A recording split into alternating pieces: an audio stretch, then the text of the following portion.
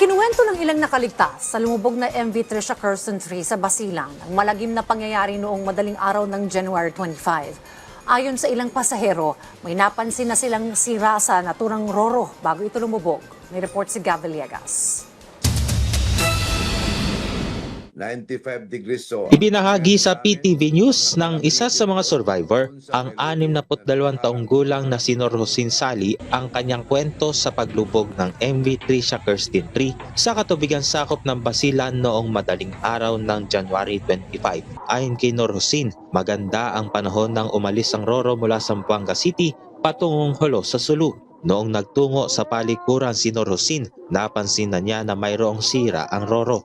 Doon sa CR mayroong isang tires na nakauka. Ako baka mapagsakan yung paa ko. So, para hindi makadisgrasya, tinanggal ko. Nung tinanggal ko, nakita ko ang barko. Nung tinusok ko yung saka ng kamay ko, lumusot yung kamay ko sa doon sa dingding ng CR. Lumusot. So, napagtanto ko, sabi ko, ang barko na to bulok. Napansin rin ni Norhosin na bulok rin ang ilan sa mga kagamitan ng roro na maaari sana makapagligtas sa buhay ng mga kapwa niya pasahero. Nakarinig na siya ng kalabog sa roro at hinihinala niya na overloaded ang kanilang sinasakyan.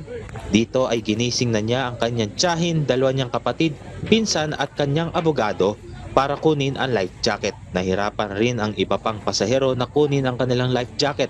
Pagkalabas nila sa loob ay tumagilid na ng 95 degrees ang barko, dahilan para sila ay lumambitin. Split seconds, dumating yung pumasok ng yung tubig. So, kasama ko, ako, kapatid ko siya, sa katsiyahin ko, bumulusok kami hanggang sa ibaba. Hila-hila ko ang kapatid ko, hilain ko siya. Ang last words niya sa akin, sabi niya, "Tol, wag mo akong pabayaan, isave mo ako." Hila-hila ko siya, hindi ko siya mahila. Siguro naipit yung paa niya sa grills, kaya hindi ko siya mahila. Nung bumitaw na siya sa akin dahan-dahan, sabi ko wala na, nalunod na yung kapatid ko. Namatay sa paglubog ang kanyang tiyahin at kanyang kapatid. Na-retrieve ng mga otoridad ang labi ng kanyang kapatid at tiyahin 4 na araw matapos ang paglubog ng roro. Nagpalutang-lutang sila ng 3 oras sa gitna ng dagat at nakaligtas siya matapos kumapit sa life raft ng roro vessel.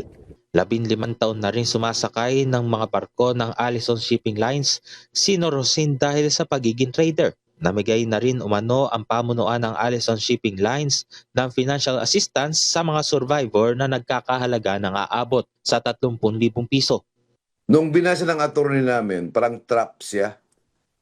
Kasi papirmahin ka doon, bigyan ka ng 30,000, kahit na magsampa ka ng kaso, wala na. Nakapirma ka na. Sinabi ni Norhosin na wala siyang sinisisi sa nangyari, pero hanggang ngayon, ramdam pa rin niya ang trauma mula sa insidente. May panawagan naman si Norhosin sa pamunuan ng Allison Shipping Lines. Dapat may mananagot. Ang paglubog sa amin, hindi aksidente. Parang sinadya. Bakit ko nasabi hindi aksidente? Bakit sinadya? Alam nila, ang barko na yun ay bulok. Bakit kayo panasakay?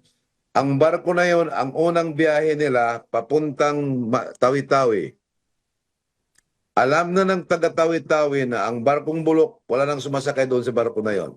Sa pinakauling tala, aabot na sa 42 ang bilang ng namatay sa paglubog ng MV Trisha Kirsten 3, habang nananatili pa rin sa 316 ang bilang ng mga survivor.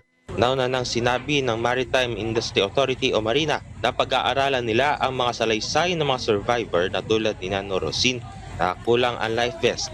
May nawawalang pangalan ng mga pasahero sa manifesto ng roro vessel at replacement umano ang lumubog na roro para sa isa pang barko.